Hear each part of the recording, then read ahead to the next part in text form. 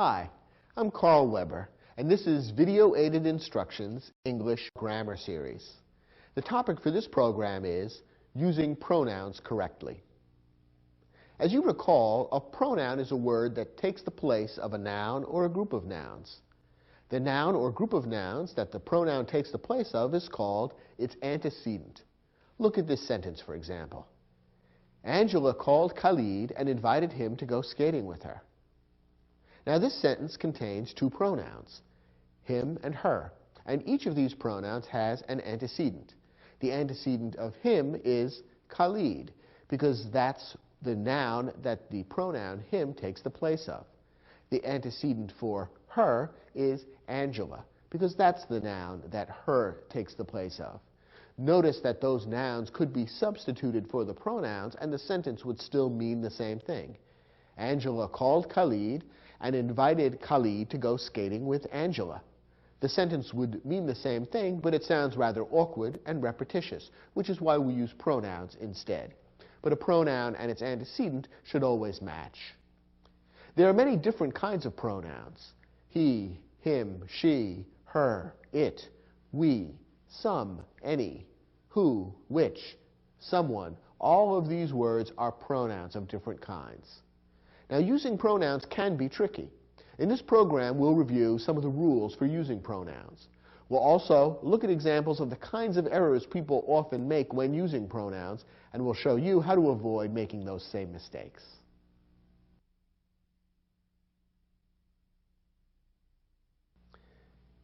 There are many kinds of pronouns.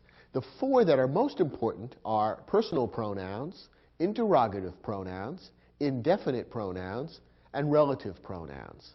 In this lesson, we'll look at each of these four types of pronouns and see how they're used in English sentences. First, personal pronouns. A personal pronoun refers to the person speaking, the person being spoken to, or the person or thing being spoken about. Some of the most common personal pronouns are I, me, you, he, him, she, her, it, we, us, they, and them. Now remember, we said that a personal pronoun may refer to the person speaking. Personal pronouns like I, me, we, and us refer to the person speaking. A personal pronoun may refer to the person being spoken to. There's only one pronoun that plays that role, you. Or a personal pronoun may refer to the person or thing being spoken about. And some of the pronouns that can play that role are he, him, she, her, it, they, and them. Notice that pronouns can be either singular or plural. As you recall, singular means referring to one thing or one person, while plural means referring to two or more things or persons. We saw a moment ago that pronouns and their antecedents need to match. One of the important ways in which a pronoun should always match its antecedent is in number. In other words, if the antecedent is singular, the pronoun should also be singular. If the antecedent is plural, the pronoun should also be plural. Notice one curious thing about the English language. The pronoun you can be both singular and plural. That's the only pronoun in the English language that works both ways. And because of the fact that there's no differentiation between singular and plural in the pronoun you, some linguists have theorized that English language speakers have invented a series of phrases and even new words to stand in for the plural you, which doesn't really exist. So this explains why you'll sometimes hear people use expressions like you people, you guys, yous, or down south, you all.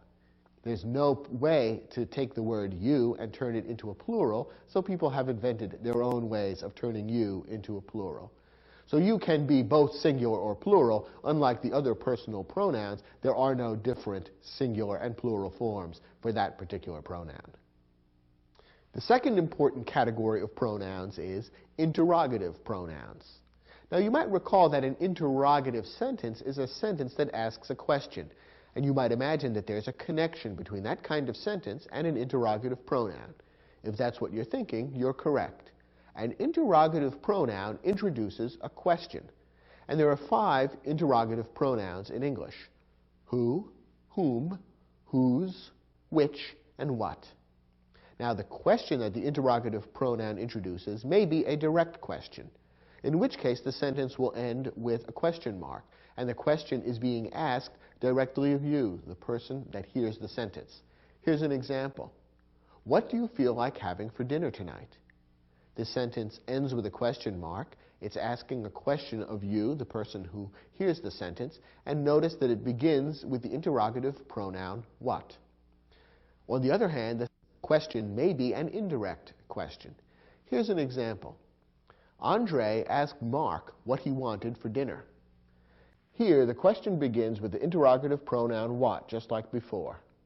But it's an indirect question. It's not being asked directly of you, the person who hears the sentence. Instead, it's being described in the sentence as something that Audrey asked Mark, and therefore it's considered an indirect question. And notice that neither the sentence nor the question ends with a question mark.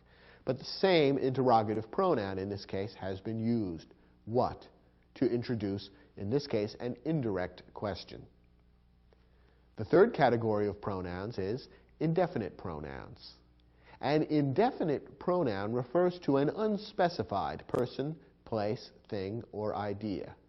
As you can see when we look at some examples of indefinite pronouns, these are words that refer in a somewhat vague way to one or more people, places, things, or ideas that are not specified or named in the sentence or anywhere near it. Here are some examples of indefinite pronouns: all, anyone, anything, both, each, everybody, many, no one, some, someone. And there are many other indefinite pronouns. You can probably make up for yourself some examples of sentences using these indefinite pronouns. Here are a couple to illustrate how indefinite pronouns might be used. All are invited to tonight's dance. Now, who's invited to tonight's dance? Have some specific people been named? No. Instead, anybody and everybody that's referred to by that indefinite pronoun all of those people are invited. Here's another example. Everybody is welcome. Here, the indefinite pronoun everybody is used as the subject of the sentence. And one more example. No one should feel shy about coming. Who should feel shy about coming? Has a person been named? No. Instead, the indefinite pronoun no one is used to indicate who should feel shy about coming. As you can see, indefinite pronouns don't contain a specific antecedent. Instead, they refer in a more general way to one or more people, places, things, or ideas that are not described or stated specifically in the sentence. But they're very useful words as long as they're used correctly according to some of the rules and procedures we'll talk about later in this program. And the fourth and final important category of pronouns is relative pronouns. A relative pronoun is used to introduce a subordinate clause. Now, you might recall from elsewhere in this series that there are 2 kinds of clauses that you need to be aware of that go to make up any English sentence. There are independent clauses and there are subordinate clauses. An independent clause can stand alone as a sentence. A subordinate clause cannot. When a subordinate clause tries to stand alone as a sentence, the result is a sentence fragment and a grammatical error. Instead, subordinate clauses are attached to independent clauses, and the resulting combination is a correct English sentence, known as a complex sentence. A relative pronoun is used to introduce a subordinate clause. There are just 5 relative pronouns in English: who, whom, whose, which, and that. You'll notice that some of the pronouns in this list also appeared in the list of interrogative pronouns, and there is some overlap. There are certain pronouns that can be used as either interrogative pronouns or relative pronouns. It all depends on how they're used in the sentence. When these pronouns are used as relative pronouns, what they are doing is introducing subordinate clauses and relating the subordinate clause to something specific in the independent clause. That's why they're called relative pronouns, because they relate the subordinate clause that they introduce to something specific in the independent clause. Let's take a look at a couple of examples. Sean Connery was the first actor who portrayed the secret agent James Bond. Now here we have the relative pronoun who introducing the subordinate clause who portrayed the secret agent James Bond. Perhaps you can tell from the way that subordinate clause sounds that it can't stand alone as a sentence. It exists in the sentence to give more information about what kind of actor Sean Connery was. Sean Connery was the first actor is what the independent clause tells us, and the subordinate clause tells us exactly what kind of actor he was. He was the actor who portrayed the secret agent James Bond. So the entire subordinate clause introduced by the relative pronoun who relates back to the noun actor. Therefore, in a sense, the entire subordinate clause acts as a modifier, much like an adjective, giving more information about a specific noun in the independent clause. And that's how the subordinate clauses introduced by relative pronouns work. They work as modifiers, giving more information about a noun that appears in the independent clause. Here's another example. Dr. No was the movie that launched the James Bond film series. In this sentence, we have an independent clause, Dr. No was the movie, followed by the subordinate clause that launched the James Bond film series. The subordinate clause is introduced by the relative pronoun that, and the entire clause serves to modify or give more information about the noun movie. Dr. No was the movie. What kind of movie? The movie that launched the James Bond film series. So once again, we have a subordinate clause which is related to a specific noun that appears in the independent clause. The entire clause is a kind of a modifier, giving more information about that noun. So when you have a relative pronoun in a sentence, it is introducing a subordinate clause which acts as a modifier, giving more information about a noun that appears in the independent clause. So we've seen then that there are four kinds of pronouns that are commonly used in English sentences: personal pronouns, interrogative pronouns, indefinite pronouns, and relative pronouns. In the remainder of this program, we'll talk about some of the basic rules for using these kinds of pronouns correctly in English sentences. First, turn to your study guide. We've provided there an exercise that will enable you to test and practice your understanding of these four different categories of pronouns. Try your hand at the questions, and when you're finished, come back and we'll look at the questions together.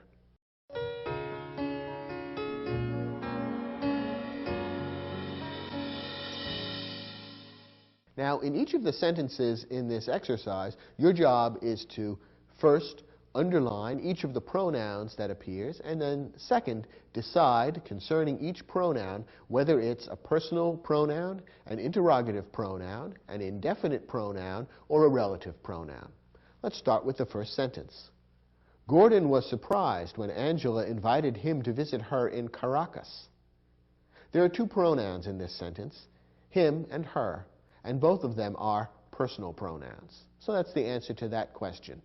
Him and her are both pronouns, and both are personal pronouns. Next sentence. Who do you think will win the Oscar for Best Supporting Actor this year?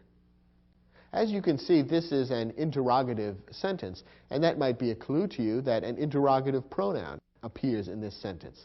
And sure enough, it does. The very first word in the sentence, who, is an interrogative pronoun. Remember, an interrogative pronoun introduces a direct or indirect question, and there are just 5 interrogative pronouns in English: who, whom, whose, which, and what. And in this case, who is being used to introduce a direct question. There's also another pronoun in this sentence. Did you recognize it? You is also a pronoun, and it's a personal pronoun. Remember, we saw that personal pronouns may refer to the person being spoken to. And in this case, the pronoun you is being used in that way. So in this sentence, there are 2 pronouns. Who is an interrogative pronoun, and you is a personal pronoun. Let's look at the next sentence. If Luis wants to finish painting the garage by tomorrow, he will have to convince someone to help him. How many pronouns did you notice in this sentence? There are 3 altogether. He, someone, and him. All 3 appear in the second half of the sentence. Now, 2 of the pronouns are personal pronouns. he and him are both personal pronouns. The third pronoun, someone, is a different category. This is an indefinite pronoun. Notice how the indefinite pronoun, someone, refers to a person that is not specified. It doesn't say in the sentence who is going to help Luis with painting the garage. Probably Luis doesn't even know. And so an indefinite pronoun is used to indicate that the person being referred to is indefinite, unspecified, or unknown. And that's a typical use of an indefinite pronoun. Next question. The inventor Thomas Edison is the historical figure whom I admire most. In this sentence, there are two pronouns, whom and I.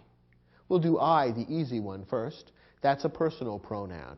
And as we discussed earlier, a personal pronoun may refer to the person speaking. And that's who is being referred to by the personal pronoun I.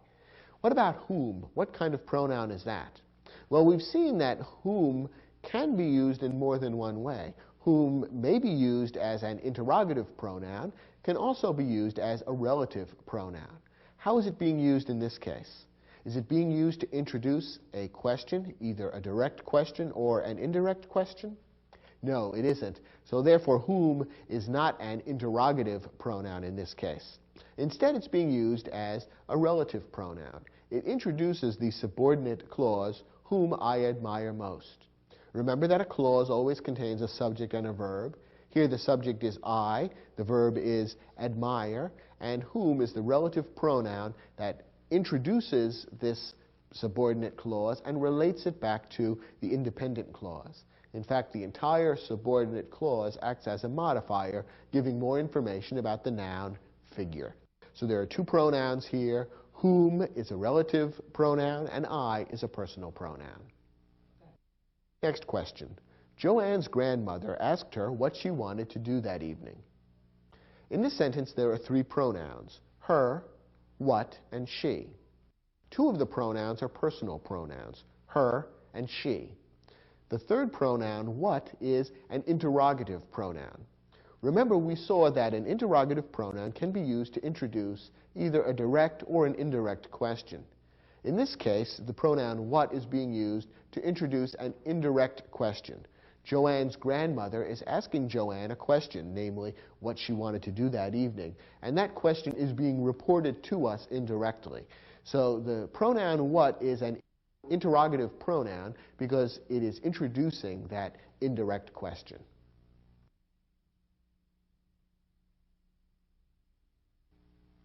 In this lesson, we're going to talk about one of the more tricky aspects of using pronouns correctly, namely pronoun case. Personal pronouns always take one of three different cases. Each case reflects a different way that the pronoun can be used in a sentence. And as we'll see, depending on which case is correct in a particular sentence, the actual form of the pronoun may change. The three cases are the subjective case, the objective case, and the possessive case. Let's take a moment to look at each of these cases and explain exactly how and when they should be used in an English sentence. First, the subjective case. The subjective case is used when the pronoun is a subject or a subject complement. As you recall, the most important word in any sentence is the verb. Now, the subject of the verb is the person, place, thing, or idea that does the action of the verb. Now, when a pronoun is the subject of the verb, it should always be in the subjective case. A pronoun should also be in the subjective case when it serves as a subject complement. Now, you might recall that there are two main types of verbs, verbs of action and verbs of being. When a verb of being appears in a sentence, it is sometimes followed by a subject complement. A subject complement is a noun or pronoun that refers back to the subject of the verb and gives more information about the subject of the verb. When a pronoun is used in that way as a subject complement, it should also be in the subjective case. Now, we've mentioned before a number of the typical personal pronouns that are used. The subjective case personal pronouns are as follows: I, you, he, she, it, we, and they. All of these pronouns are personal pronouns, and all are in the subjective case. So when a personal pronoun is being used as the subject of a verb or as a subject complement, one of the personal pronouns from the list I just gave you should be used, because these are all the subjective case pronouns. Take a look at this example. We moved to the United States 3 years ago. What's the pronoun in this sentence? Well, it's the first word. The personal pronoun we is the first word in the sentence. What role does that word play in the sentence? Well, it's the subject of the verb move. The verb moved describes the action being discussed in the sentence, and we is the subject. That's the person or persons who are doing the action. Since we is the subject of the verb moved, the subjective case pronoun we is correct. Here's another example. The fastest runner on the track team is she. Now here the pronoun is the last word in the sentence, she. Again, it's a personal pronoun in the subjective case. Why? In this case, the pronoun she is acting as a subject complement. The sentence contains a verb which expresses not action, but a state of being, namely the verb is. It's explaining a state of being, and the word she acts as a subject complement because it refers back to the subject of the verb, runner. Who is the fastest runner? She. So the subject complement she gives more information about that subject, runner. It tells who the runner is, she. So following the verb of being, we have in this case a subject complement, which happens to be a pronoun. And because the pronoun is playing the role of subject complement, it needs to be in the subjective case. So again, the subjective case pronoun she has been used correctly in this sentence. You might have sensed that this second sentence example that we just gave about the fastest runner sounds a little unusual, and sentences like this, using a pronoun as a subject complement, are fairly rare in English. Nonetheless, they do appear occasionally, and so it's good to know that rule, that a pronoun used as a subject complement should be in the subjective case. The second pronoun case is the objective case. The objective case is used when a pronoun is a direct object, an indirect object, or the object of a preposition. Now you'll recall that in a sentence, a direct object receives the action of the verb. Not all verbs have direct objects. Only certain types of verbs, known as transitive verbs, may have direct objects. In a sentence where there's a transitive verb, the action flows from the subject through the verb to the direct object, which receives the action of the verb. In those sentences, if a pronoun happens to be the direct object of the verb, it should be in the objective case. Similarly, an indirect object that happens to be a pronoun should also be in the objective case. You'll recall that an indirect object tells who or what the action of the verb is being done to or for. It doesn't receive the action of the verb directly, as the direct object does. It receives it indirectly. Once again, not all sentences contain indirect objects. When an indirect object appears, it will appear between the verb and the direct object. And if the indirect object happens to be a pronoun, then it should be in the objective case. Finally, if a pronoun is being used as the object of a preposition, then it should also be in the objective case.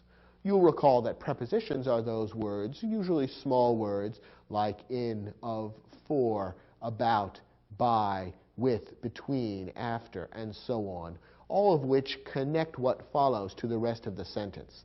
Whenever you have a preposition like that, it'll be followed by a noun or a pronoun, which is known as the object of the preposition. If the object of the preposition happens to be a pronoun, it should be in the objective case. So the objective case is used in these three circumstances: when the pronoun is a direct object, an indirect object, or the object of a preposition. Now, here are the personal pronouns which are in the objective case: me, you, him, her, it, us, and them. You'll notice that the pronouns you and it appear on the list of the subjective case pronouns and the objective case pronouns. It so happens that those two pronouns can be used either way, either as subjective or objective case pronouns. All the other personal pronouns, however, differ from subjective to objective case, and it's important to recognize the difference so that you can use them correctly. Let's look at sentences that illustrate each of the three ways an objective case pronoun might be used. First, the nominating committee selected him. It's usually good to analyze a sentence by finding the verb first. What's the verb here? Selected. Who or what did the selecting? The committee, the nominating committee specifically. So that's the subject of the verb selected. Now what about the pronoun him? What role does that word play in the sentence? It's the direct object of the verb selected. It receives the action of the selecting. Selected is a transitive verb, and the object that receives that action is him. Since this is a pronoun being used as the direct object of the verb, it should be in the objective case, as it is, him. Look at this example. Alma sang us 2 songs. What's the verb in this sentence? The verb is sang. What's the subject of the verb? Who or what did the singing? Alma. Now, what's the direct object of the verb? That is, what did Alma sing? She sang 2 songs. So songs is the direct object of the verb sang. Now, what about the pronoun us? What role, what function does us play in this sentence? In this case, us is the indirect object of the verb sang. It doesn't tell what Alma sang, it tells who Alma sang for. Remember, the indirect object explains the person, place, thing, or idea to whom or for whom the action is done. And in this case, Alma sang for us. Since us is being used as an indirect object, it should be in the objective case, as it is. Us is an objective case pronoun, and it's being used correctly here as the indirect object of the verb sang. And one more sample sentence. The Melendys named their pet parakeet after me. Here we have the pronoun me. What's the subject and what's the verb in this sentence? Well, the verb is named, and the subject is Melendys. The Melendys did the action described by the verb naming. Now, what's the direct object of named? The direct object is parakeet. That's who or what the Melendys named. What's the role of the pronoun me? How does that fit into the sentence? In this case, the pronoun me is the object of the preposition after. We have a prepositional phrase in this sentence, after me. After is the preposition. Me is the object of the preposition. And because the pronoun is being used as the object of a preposition, it should be in the objective case as it is. So these 3 sentences illustrate the 3 different ways that an objective case pronoun ought to be used: as the direct object of the verb, the indirect object of the verb, or the object of a preposition. The third and final pronoun case to be aware of is the possessive case. The possessive case is used when a pronoun shows possession or ownership. And there are 2 different ways that possessive case pronouns can be used. First, here's the list of possessive case pronouns that you need to be aware of. My, mine, your, yours, his, her, hers, its, our, ours, their, and theirs. Notice, by the way, in looking at the words on this list, although a number of them end in the letter S, none of them ever contain an apostrophe. Many students make a mistake of putting an apostrophe before the S when using some of these possessive pronouns. For example, many students put an apostrophe S into the word its. They're confusing it with the contraction its, which means it is. When you use its to mean it is, then it's correct to put in an apostrophe S. But when its is being used as a possessive pronoun, no apostrophe should be used. I mentioned that there are 2 ways that possessive case pronouns can be used. Here are the 2 ways. The first way is to use the possessive case pronoun like an adjective to modify a noun. When this is being done, the possessive case pronoun comes before the noun and acts very much as an adjective. The possessive pronouns which are used in this way as adjectives are my, your, his, her, its, our, and their. Here's a sentence that illustrates this use of a possessive case pronoun. Dr. Chen took his car to the garage for a tune-up. Here we have the possessive pronoun his, and it comes just before the noun car. So it explains exactly whose car was being taken to the garage. In other words, it shows possession or ownership of the car by Dr. Chen. His is the pronoun that refers back to Dr. Chen, and it's a possessive pronoun because it shows Dr. Chen's possession or ownership of the car. And in this case, his is being used very much as an adjective. It gives a little more information about the car. What kind of car? Whose car? It was his car, Dr. Chen's car. So his, in this case, is a possessive pronoun being used as an adjective to modify the noun car. Now, by contrast, some possessive pronouns stand alone and do not modify nouns.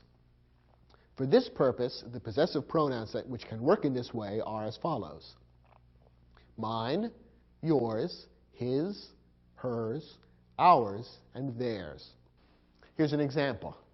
The mechanic asked Dr. Chen if the violin in the back seat was his. Now here we see the possessive pronoun his being used, but notice that it isn't followed by a noun. In some cases, possessive pronouns act as adjectives modifying nouns.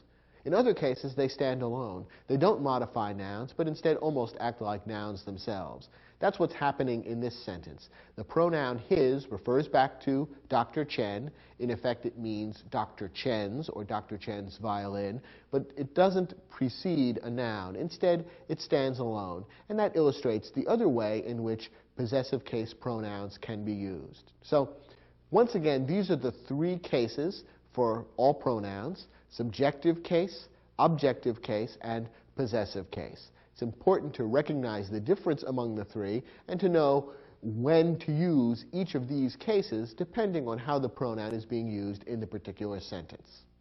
In your study guide, we've provided an exercise which will enable you to test your understanding of this concept of pronoun case. Try your hand at the questions, and then let's look at the answers together.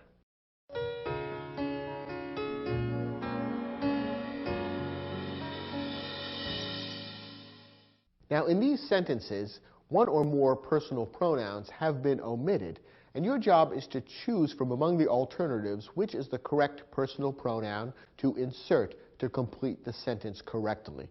Of course, in order to answer that, you'll need to understand how the pronoun is being used in the sentence, whether it's being used in a way that calls for a subjective case pronoun, an objective case pronoun, or a possessive case pronoun. Let's take a look at the first example. When Audrey's car broke down, Carlos lent her or she another. Now, the personal pronoun in this case is being used in what fashion? What role is it playing in the sentence? Is it the subject of the verb, for example? No, Carlos is the subject of the verb lent. Instead, the personal pronoun that's missing here is an indirect object. Carlos lent what? He lent another, meaning another car. So another is the direct object of the verb lent. The pronoun that would come in between the verb and the direct object would be serving as an indirect object. It would tell to whom Carlos lent another, meaning another car. And remember that a word that's inserted in that place in the sentence and tells to whom or for whom the action of the verb is being done would be an indirect object. Well, a pronoun that's being used as an indirect object should be in the objective case. And as we've seen, her is the objective case pronoun to refer to a female, a single female individual. So the sentence should correctly read, when Audrey's car broke down, Carlos lent her another. Here's our second sentence. A group tour is not a good vacation choice for us or we, because us or we prefer traveling independently. Here we have two missing pronouns, and in both cases we have the same two pronouns to choose from, us or we. Well, the correct pronoun in each of these instances will be different, because the purpose to which the pronoun is being put is different in each case. The first pronoun is the object of a preposition. The preposition is for. We have a little prepositional phrase beginning with for and followed by the pronoun. And remember that a pronoun which is the object of a preposition should be in the objective case. Which pronoun is in the objective case, us or we? The answer is us. So the first choice for this sentence should be us. Now the second pronoun is being used as the subject of a verb, the verb prefer. The second clause here tells what we prefer doing, and since we is the subject, it needs to be in the subjective case, and we would be correct. So the sentence should read, a group tour is not a good vacation choice for us because we prefer traveling independently. Next sentence, is this bicycle you or yours? Well, what kind of pronoun is missing here? Is it a subjective case pronoun, an objective case pronoun, or a possessive case pronoun? Well, what's missing in this sentence is a possessive case pronoun. We need a pronoun that will refer back to or explain who or what owns the bicycle, because that's what the sentence is getting at. The antecedent would be you, the person hearing the sentence, because that's who is referred to by either you or yours. Since we need a possessive case pronoun, yours would be correct. We saw earlier that the pronoun you can be used either as a subjective or objective case pronoun, but yours needs to be used in this context because we need a possessive case pronoun. So the sentence should read, is this bicycle yours? Next example. By a unanimous vote, the judges decided that the best debater on the team was he or him. Well, remember that one of the ways that a subjective case pronoun is used is when the pronoun is being used as a subject complement. In other words, after a verb of being, a noun or pronoun which follows the verb of being and refers back to the subject of the verb would be a subject complement. And in this case, the pronoun he or him is being used in just that way. We have the verb of being, was, and what follows it refers back to debater. It explains more or gives more information about who the best debater was. It was he. Since it's being used as a subject complement, the pronoun should be in the subjective case, and therefore he is correct rather than him, which would be in the objective case. Last sentence. Mr. and Mrs. Nkrumah have invited I or me to stay for 2 weeks in their or theirs home in Kenya. Here we have two pronouns to fill in. The first pronoun should be in the objective case because it is being used as the direct object of the verb invited or have invited. The subject of that verb is Mr. and Mrs. Nkrumah. Have invited is the action, and receiving the action of that verb is me, the direct object. We want the objective case, and therefore the objective case me is correct rather than the subjective case I. What about the second pronoun? To stay for 2 weeks in their or theirs home in Kenya. Well, both their and theirs are possessive case pronouns, and we can see from the context here that a possessive case pronoun is what is wanted.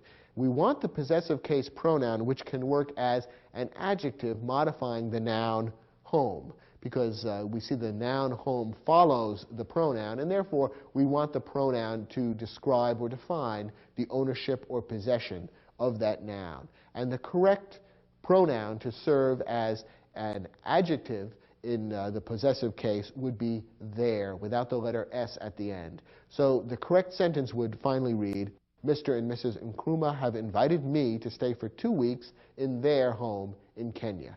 Theirs would be a correct choice if we were choosing a possessive pronoun to stand alone without having a noun following it. That's not the case here, which is why we want to use their rather than theirs.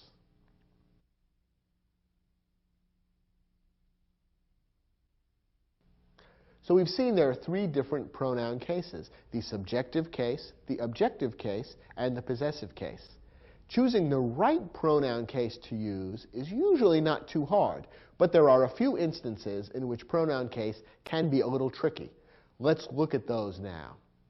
First, many people find it tricky to remember how to use the pronouns who and whom. I'm going to give you a simple rule which should enable you to avoid any errors in using who and whom. First of all, remember that both who and whom can be used in more than one way. Both of these can be used as interrogative pronouns as well as relative pronouns. Having said that, the same rule applies in either case. Here's the rule. Who is in the subjective case and must be used as the subject of a verb. Whom is in the objective case and must be used as the direct object of a verb or as the object of a preposition. So here's the way to apply that rule to avoid mistakes in using who or whom. Whenever you see a clause that includes who or whom, find the verb and ask who or what is the subject of this verb. The answer to that question will tell you whether who or whom should be used correctly. Let's look at a couple of examples. First, let's look at a couple of examples using who or whom in the interrogative form, that is, to introduce a question. Who or whom is your favorite athlete? Question mark. Okay, here's the pronoun being used as an interrogative pronoun. Should it be who or whom? Well, let's find the verb. The verb is. Now, what's the subject of the verb is? Is it athlete? Is the sentence saying athlete is? No, not really. The subject of the verb is the pronoun, who or whom. Therefore, since who is being used as the subject of the verb, that's the correct form. The subjective form, who, would be correct, not the objective form, whom. What about this sentence? Who or whom did you invite to the party? Once again, who or whom is being used as an interrogative pronoun. Now, what's the verb in this clause? The verb is invite. And who or what is the subject of invite? That is, who is doing the inviting? Well, the answer is you. You are the one doing the inviting. Therefore, who or whom can't be used as the subject of the verb. Instead, it's the object of the verb. It's the one being invited. It's the one receiving the action of the invitation. You is the subject of the verb invite, and the object of the verb is who or whom. Since the pronoun is the object of the verb, whom is correct rather than who.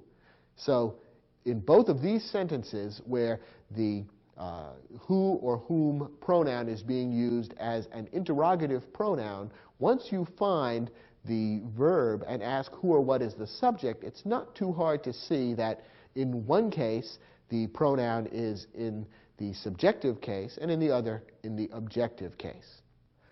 Now let's look at a couple of sentences in which who or whom is being used as a relative pronoun. In other words, to introduce a subordinate clause. Here's the first one. She is the one who or whom painted that picture. Now here, who or whom is being used as a relative pronoun to introduce the subordinate clause, who or whom painted that picture. In order to determine which pronoun is correct, again, look for the verb and then ask who or what is the subject of that verb. Now the verb in the subordinate clause is painted. Who or what did the painting? Well, who or whom would be the subject of the verb painted. That's the one that's doing the painting. Since the pronoun is being used as the subject of the verb painted, it should be in the subjective case, who. So who would be correct. She is the one who painted that picture. Here's a different example.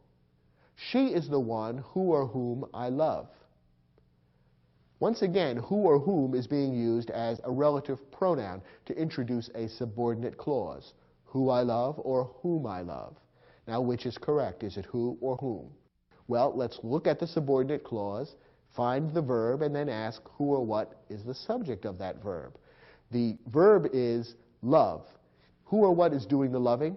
I am. I am the subject. So who or whom is not the subject of the verb. Instead, it's the object of the verb. Who or whom is the one that I love.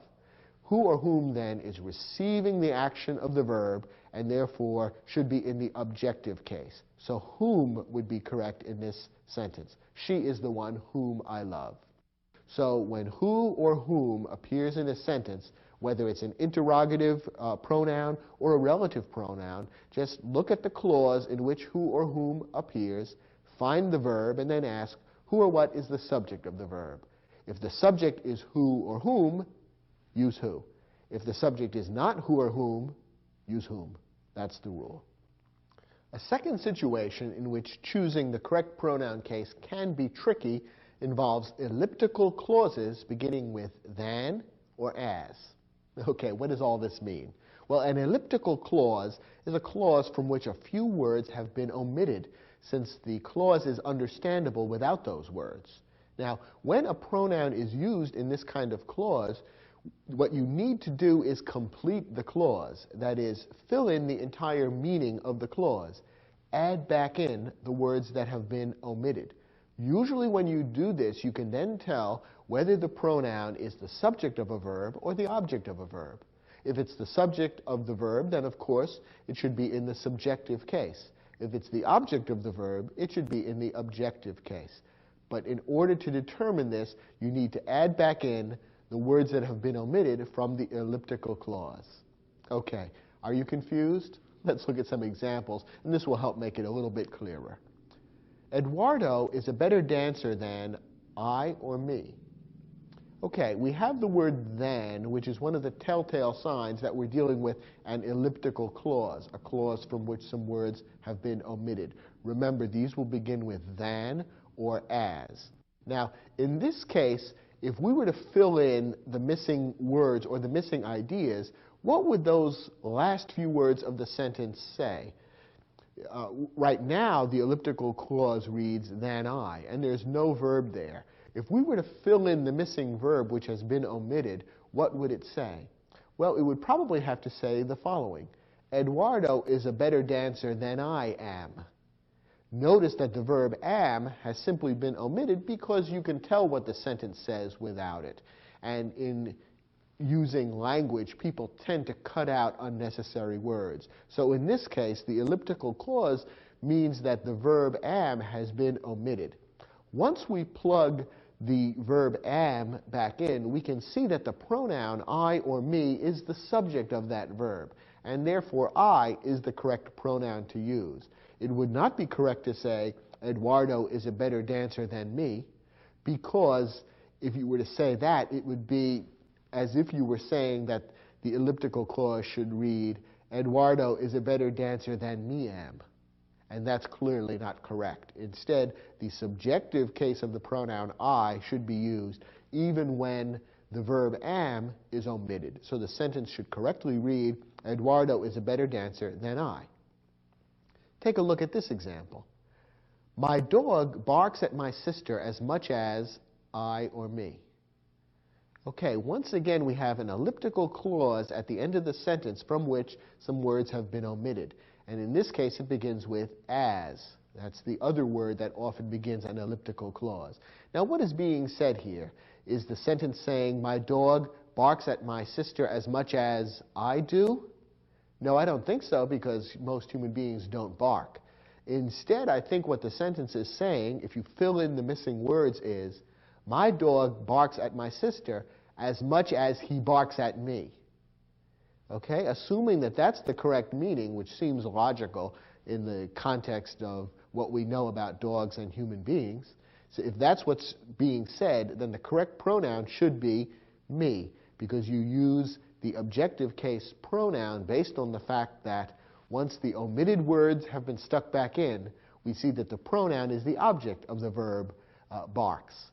So once the omitted words are stuck back in, the sentence would read, my dog barks at my sister as much as he barks at me. Therefore, once we omit the words again and turn it back into an elliptical clause, me should be used. My dog barks at my sister as much as me. One more example.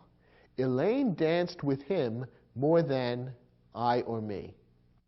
Here, the sentence is somewhat ambiguous. Probably me is the correct choice if we assume, for example, that a man is speaking and that men and women tend to dance together.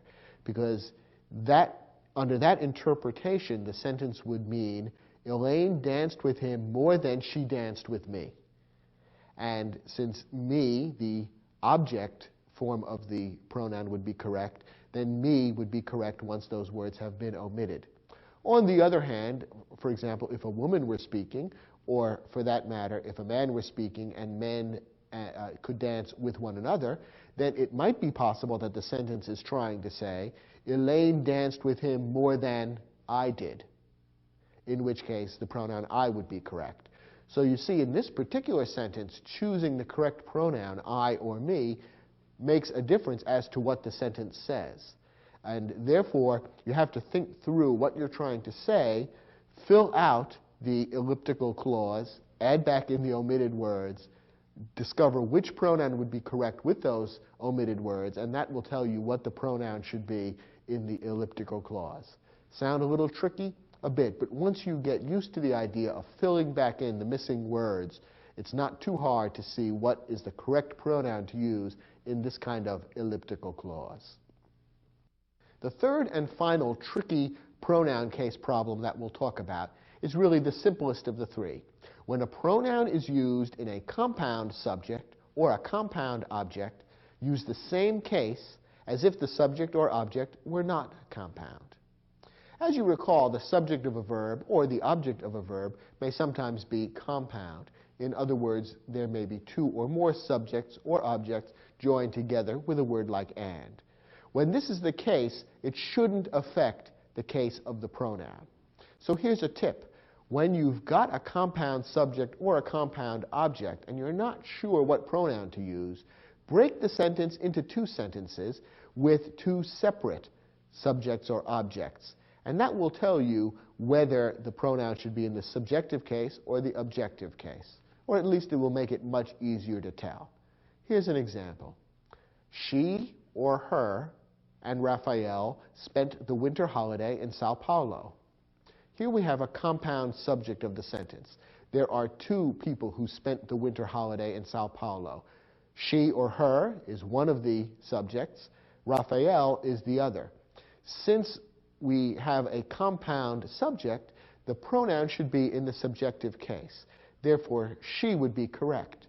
However, if this isn't obvious, break it into two sentences and then it becomes obvious. One sentence would be, Raphael spent the winter holiday in Sao Paulo. The other would be, she spent the winter holiday in Sao Paulo. Once you separate out the two subjects, then it becomes very obvious that the subjective case is correct and she would be used rather than her. One more example. Raphael's father threw a party for Lana and he or him. Once again, if you're not sure which is correct, break the sentence into two, and then it'll be fairly obvious whether we're dealing with a subject or an object. Raphael's father threw a party for Lana. Raphael's father threw a party for him. This is the object of the preposition for. It is a compound object, Lana and him. When you break it into two, and it becomes clear that him is the object of the preposition and therefore should be in the objective case. Him is correct rather than he. So whenever you have a pronoun that is linked to another word in a sentence and you're not sure whether there should be a subjective case pronoun or an objective case pronoun, break the sentence into two sentences and then see what the pronoun ought to be. And it would be the same once the sentence is compounded back again.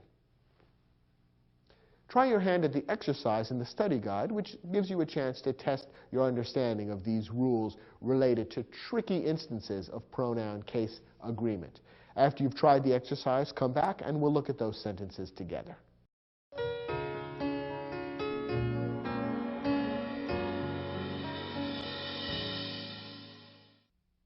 In the sentences in this exercise, some pronouns have been omitted. Your job is to figure out which is the correct pronoun to insert from the choices that we've offered. And I think you'll find that the rules that we discussed in this lesson should enable you to do that in each case. Let's look at the first example. No one in my town knows as much about local history as I or me. Here we have an elliptical clause beginning with as at the end of the sentence. And in order to figure out whether the correct pronoun is the subjective case I or the objective case me, we need to fill in the missing word. What is the sentence really saying if we were to add in any missing word or words? Well, I think what the sentence is saying is, no one in my town knows as much about local history as I do.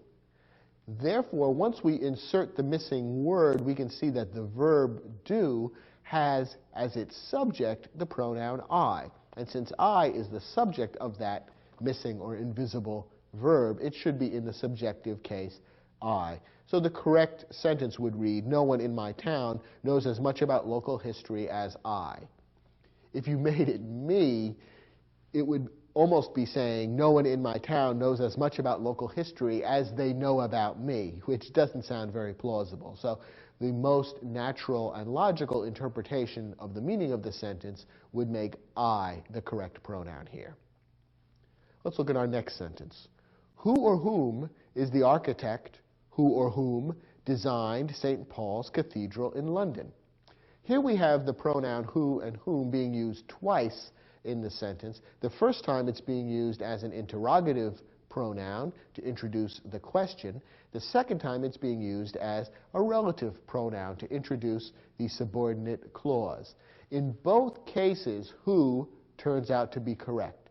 And remember, our rule is to look for the verb that follows who or whom and decide where the subject of that verb appears. If who or whom is the subject, then who is correct. If who or whom is not the subject, then whom is correct. Let's start with the first who or whom. Who or whom is the architect? Where's the verb in that clause? Well, the verb is. And we're looking now for the subject of the verb is. Who or what is the subject of the verb? Well, the subject is who. Who is the architect? So who is the subject of the verb is, and therefore the subjective case who is correct.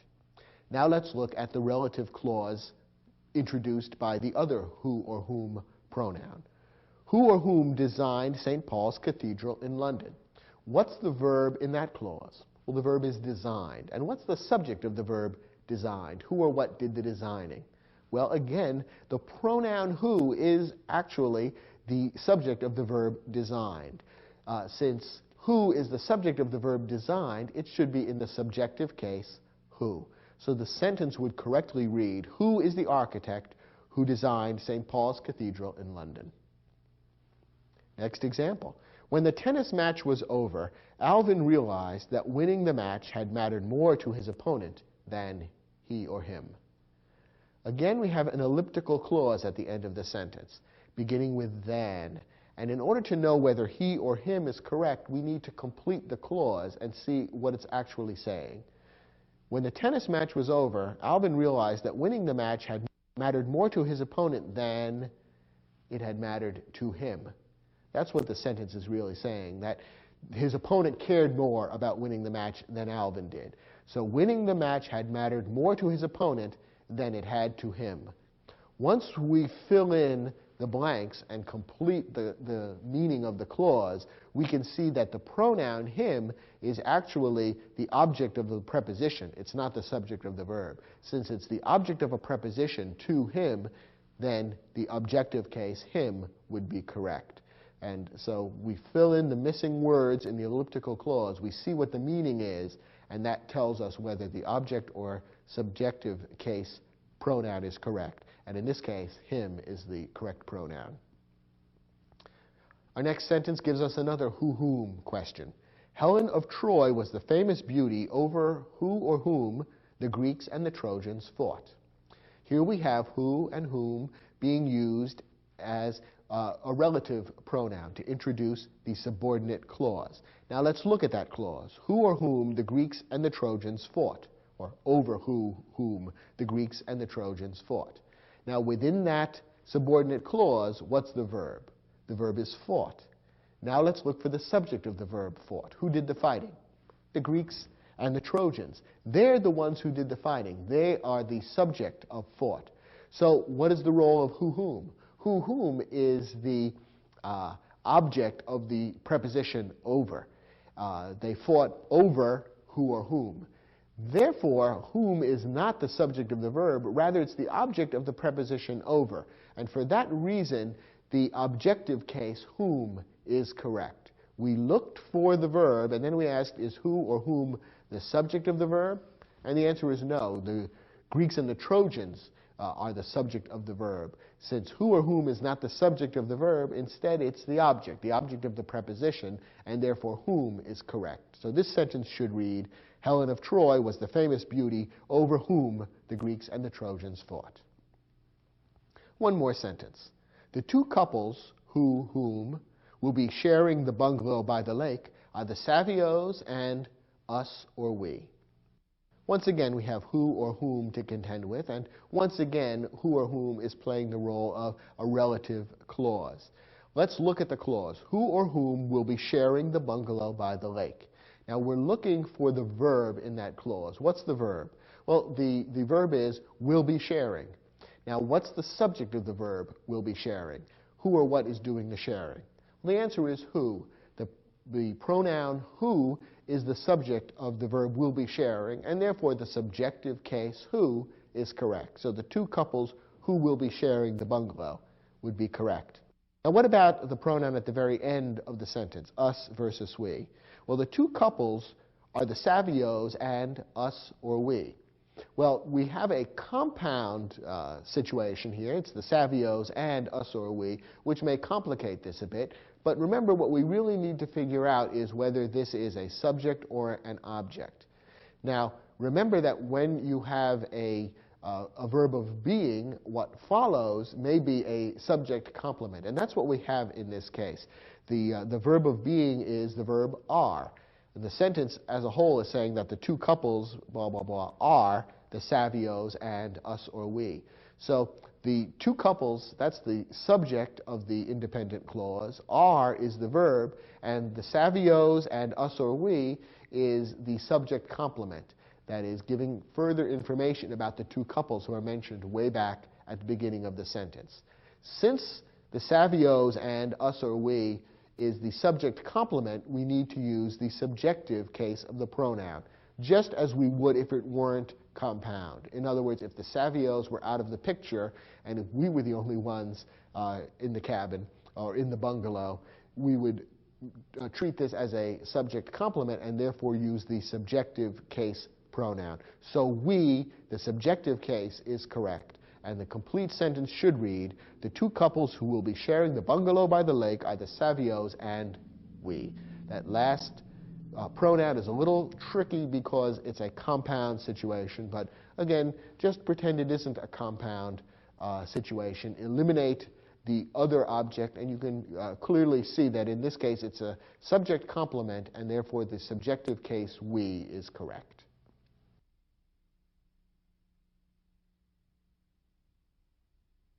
If you found the topics in this particular program a little tricky, all I can say is it could be much worse. As you may know, in some other languages, every noun can take on a number of different forms depending on exactly how it's used in a sentence. And in English, centuries ago, that was also the case.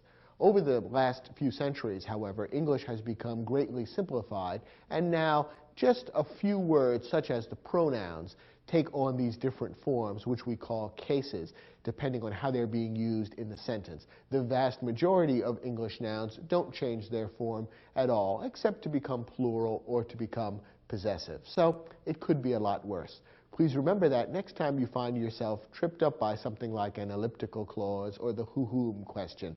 And remember that English, after all, isn't the most complicated subject in the world, even though at times it may feel that way.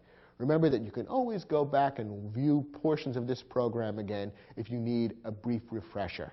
I hope you did find this program helpful, and I'll look forward to speaking with you about other English topics on other programs in this series. Thanks for watching.